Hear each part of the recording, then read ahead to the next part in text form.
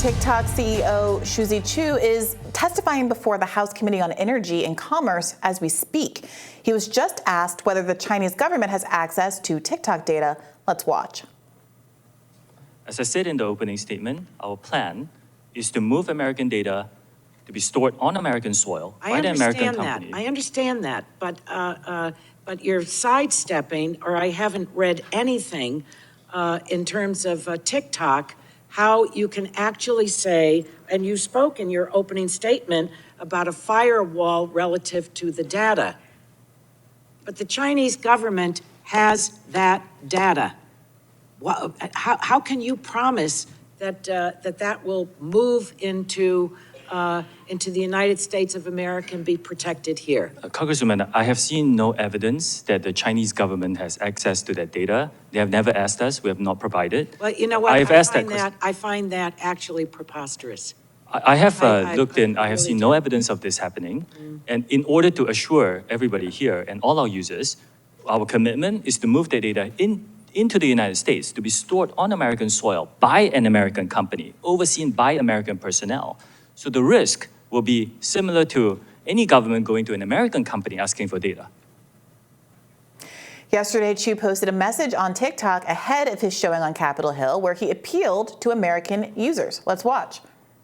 Some politicians have started talking about banning TikTok. Now, this could take TikTok away from all 150 million of you. I'll be testifying before Congress later this week to share all that we're doing to protect Americans using the app and deliver on our mission to inspire creativity and to bring joy.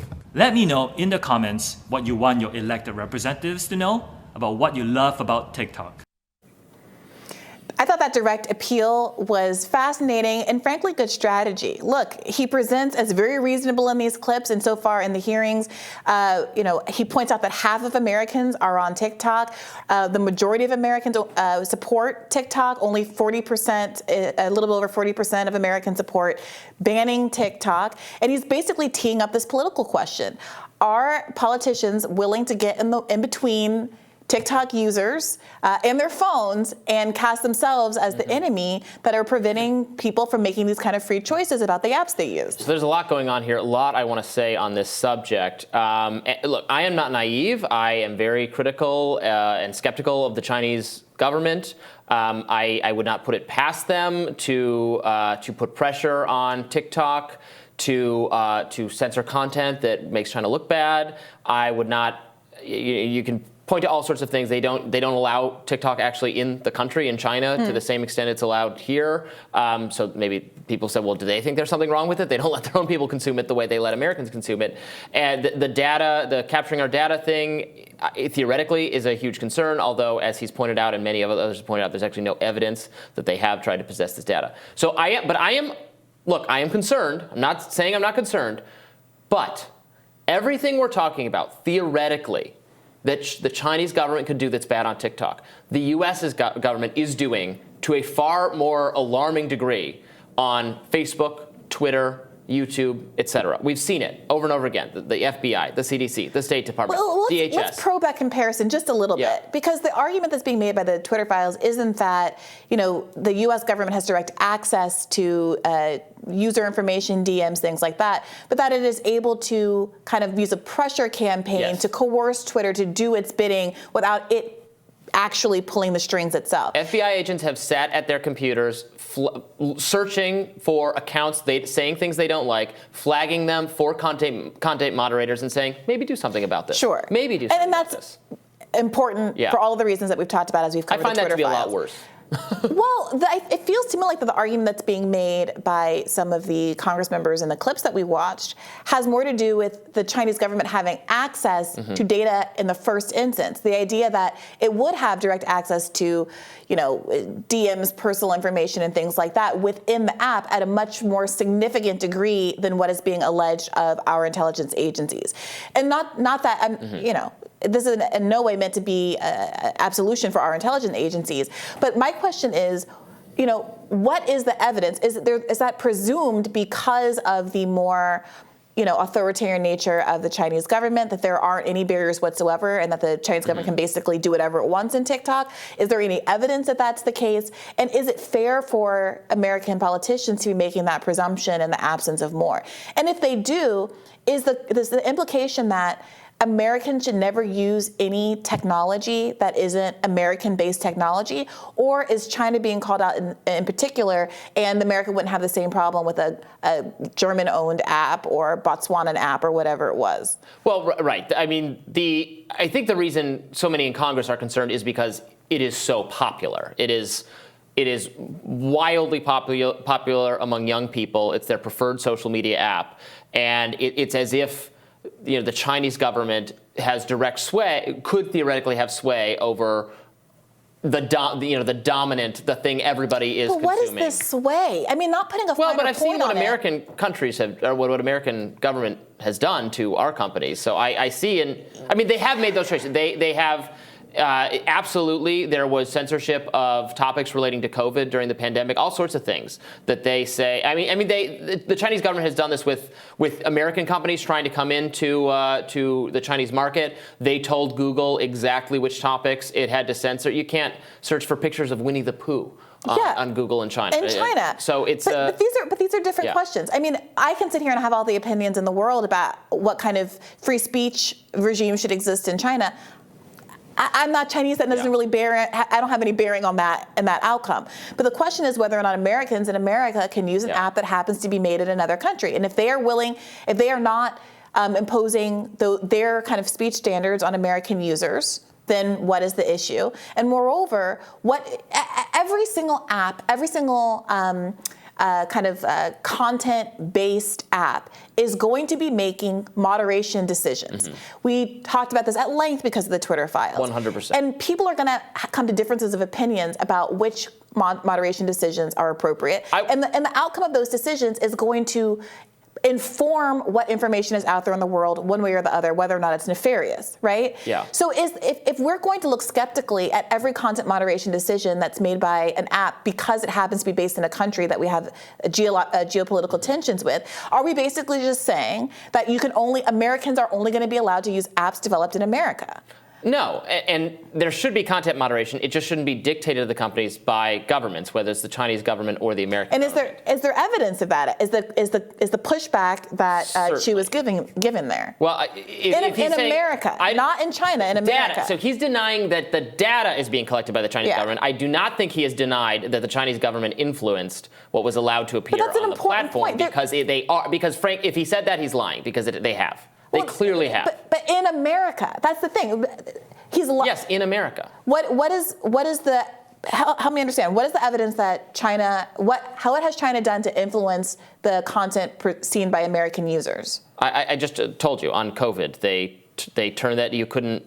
They made COVID topics disappear very early on. They do topics related to all sorts of things. In a way that wasn't encouraged by the American government? It was encouraged by the Chinese government. Okay. I mean, it seems to be. But it is but I agree with you that it is what the American government does. The argument is that American users can't use TikTok because the Chinese government was disappearing COVID news the same way that the American government on TikTok. That's why it's hypocritical. On Twitter was disappearing COVID news. It's not that you have to show. It's not that the obligation is to show the influence. My point is every app is going to be making content moderation decisions. You can push back at them. You can be angry at them, and we are, including ones in America. I'm angry at the government pressure. But which is happening in the United States of America. Yes, the issue here isn't the government pressure. It obviously isn't, because these people are not trying to ban Twitter. In fact, they want to use Twitter for their own political means. They want to ban China because of the implication that there's something nefarious about the way that China is using the app that inures to their geopolitical national benefit. And I just want to then put a finer point on what that actually looks like. So we're not in the realm of these kind of claims that because a handful of Russian bot accounts were talking about America's nasty history against Black Americans, that somehow was, inappropriately affecting the outcome of the 2016 election. The Republicans have held a lot of hearings about the censorship being wielded by the U.S. government against American companies. It seems like maybe the Democrats only care that it's China. Because, and so this ban TikTok move is totally bipartisan, and Democrats and Republicans are marching in lockstep on this. They all think it's a good idea. Yes, I think it's a little bit of misdirection from the really serious concerns about the people in that same chain. Anna Eshoo was the one who asked, she's a Democratic representative, she asked that TikTok CEO about the data collection, said she didn't believe him, et cetera. But she's the one who, she sent a letter to all sorts of platforms that provide entertainment saying, how dare you carry Newsmax? So she absolutely thinks it is right and proper for governments to censor, or to ask very pointed questions that direct companies to engage in censorship. She just doesn't like the Chinese government. And was there at any point when COVID censorship was happening a direction from the U.S. government saying, I don't want you to suppress this? Has there been any dialogue where the America was critical of the content moderation decisions that TikTok was making for U.S. users, and TikTok said, absolutely not, we're going to ignore the interests of the American government? Because that, to me, that is also crucial. I would say some of the things that have been brought up are good ideas. I think the data being transferred to U.S. shores would be good for addressing a lot of these concerns. Some of the kind of plan put forward to work with the U.S. government to not have some of these concerns about the Chinese government's acquiring of the data or influence will be good, and then don't go down the road of banning something that, look, even if you think there are some problems, it's so popular among young people. It is one of the dominant ways they get their news. I mean, that they get news that we want them to consume. Our show doesn't happen to be very active on TikTok, but imagine it was, and we'd be saying it's a good thing that young people lose access to an independent, non-establishment news source that does well on the platform. Businesses do make tons of money from advertising on the platform. Small businesses are created with a TikTok model. So I worry about just the blow to people's finances. I worry about the blow to young people's ability to consume news. Like, are you going to attract young people to your political party or your political movement if you take away one of their favorite things? And it's also, and for all the concerns we have about social media being bad for young people in terms of their mental health, look, TikTok actually addresses some of the legitimate issues with Instagram in terms of some young women have mental health issues because of the very kind of surface, everyone looks prettier than I am kind of thing going on Instagram. TikTok is more sensitive. TikTok's a lot more collaborative and social. People react to other people's videos.